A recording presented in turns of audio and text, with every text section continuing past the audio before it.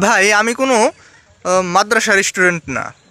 আর আমি কোনো ওরকমভাবে যে হুজুরদের মতন অত সুন্দরভাবে গুছায় কথা বলতে পারি, আহ, এমনটাও না। তবে একটা জিনিস বলি যে আমি যতটুকু জানি ততটুকু বুঝা কথা বলার চেষ্টা করি, এর বাইরে কিছু না।